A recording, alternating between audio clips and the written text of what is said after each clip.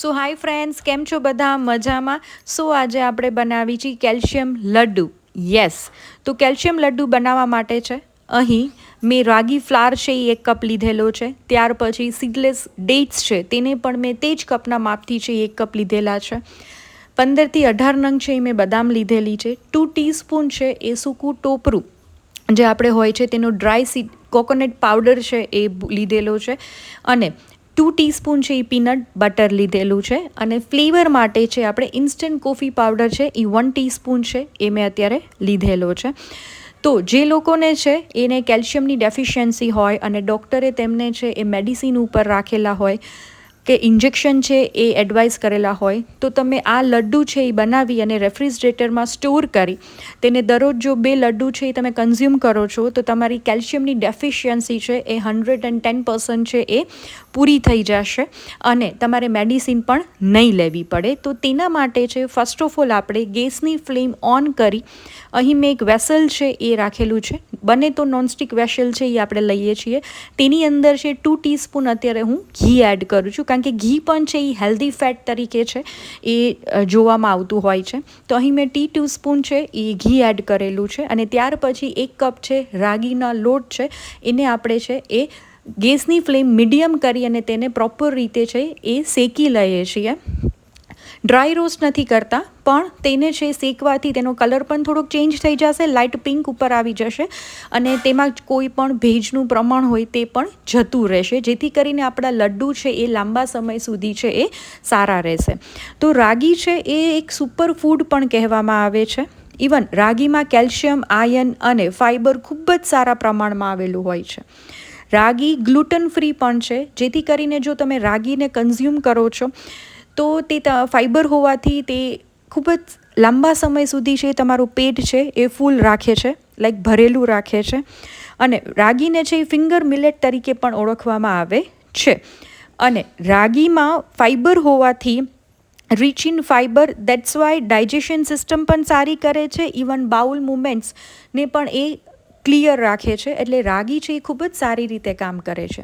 ત્યાર પછી લોટ થઈ ગયા પછી તેની અંદર ફરીથી 2 ટીસ્પૂન છે એ હું ઘી એડ કરું છું તે જ વેસલમાં. અને તેની અંદર છે અહીં જે મેં ડેટ્સ લીધેલા હતા, ખજૂર લીધેલા હતા તેને આપણે છે એડ કરી દઈએ છીએ.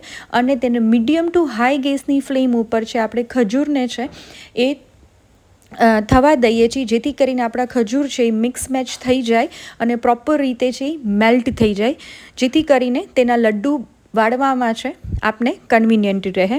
તો ખજૂર છે એ પણ આયર્નનો ખૂબ જ સારો એવો સ્ત્રોત છે. તો તમારા ડેઇલી રૂટીનમાં ખજૂર છે એ ઓછામાં ઓછો 2 પેસી છે એ તમારા બોડીમાં તમે જો કન્ઝ્યુમ કરો છો તો ખૂબ જ સારી રીતે છે એ તમારા શરીરને છે એ એક્ટિવ રાખે છે. ઇવન ઉર્જાનો પણ પૂરેપૂરો સ્ત્રોત છે એ ખજૂર છે. અને આપણા શાસ્ત્રોમાં છે એ ખજૂરનું મહત્ત્વ છે એ ખૂબ જ સારું એવું કહ્યું છે. એટલે હમણાં આપણે કોઈ પણ બીજા સ્વીટનર એડ નથી કરતા, આપણે ખાલી ખજૂરથી જ છે એ ટેસ્ટને બેલેન્સ કરી અને તેમાં એક સ્વીટનર તરીકે આ લડ્ડુમાં છે એ આપણે તેને લઈએ છીએ. આ રીતે છે આપણો ખજૂર 50 to 60% છે આ સ્ટેજે થઈ ગયો છે. ત્યાર પછી તેની અંદર અહીં મેં 2 ટીસ્પૂન પીનટ બટર લીધેલું છે.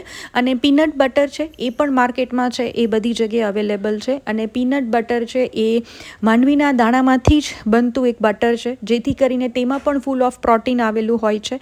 ત્યાર પછી 2 ટીસ્પૂન અહીં ડેસિકેટેડ કોકોનટ એટલે જે આપણે ટોપરાનો ભૂકો આવે છે એ મેં લીધેલો છે જેથી કરીને આપણું મિક્સર છે થોડુંક ડ્રાય પણ રહેશે અને તે ટેસ્ટમાં પણ ખૂબ જ સારું લાગશે. તો આ રીતે છે તેને પ્રોપર રીતે મિક્સ કરતા જઈએ છીએ અને હલાવતા જઈએ છીએ અને તેને પ્રોપર રીતે મિક્સ કરી અને ત્યાર પછી તેની અંદર છે એ રાગીનો લોટ પણ છે આપણે એડ કરી દેવાનો છે. તો તમે જોઈ શકો છો કે આ બધી વસ્તુ છે એ ધીમે ધીમે છે એ મિક્સ થતી જઈએ છે. અને આ પ્રોસેસ છે આપણે મીડિયમ ટુ સ્લો ફ્લેમ ઉપર કરીએ છીએ. ત્યાર પછી આની અંદર છે જે આપણે રાગીનો લોટ છે એ શેકેલો હતો એ આ સ્ટેજે તેમાં એડ કરી દઈએ છીએ અને ફરીથી છે આને પ્રોપર રીતે છે મિક્સ કરી દઈએ છીએ અને હલાવી દઈએ છીએ. તો ફ્રેન્ડ્સ, આ લડ્ડુ છે એ ખૂબ જ સરસ અને ટેસ્ટમાં છે એ ખૂબ જ સારા લાગતા હોય છે. તો ચોક્કસથી ટ્રાય કરવા જેવા છે. ઇવન જે આપણે કોકોનટ એડ કર્યું છે એ પણ એનર્જી બૂસ્ટર તરીકે કામ કરે છે. Even કોકોનટમાં vitamin B6 B1 even B2 આવેલા હોય છે, જે તમારી રોગપ્રતિકારક શક્તિ વધારે છે. તો તે પણ ખૂબ સારું છે. અને એન્ડ ટાઈમે છે આની અંદર 1 થી 2 ચમચી મેં અત્યારે ઘી ફરીથી એડ કરેલું છે, જેથી કરીને આપણું મિક્સર છે એકદમ ડ્રાય ના લાગે અને પ્રોપર રીતે છે આપણું મિક્સર તૈયાર થઈ જાય. હવે આ સ્ટેજે તેની અંદર છે હું કોફી પાવડર છે એ પણ એડ કરું છું, અને બદામની કતરણ છે એ મેં લીધેલી છે, તો આપણે એ પણ એડ કરી અને પ્રોપર રીતે છે તેને હલાવી દઈએ છીએ. આમાં તમારે કોઈ પણ ડ્રાયફ્રૂટ છે એડ કરવા હોય તો તમે કરી શકો છો.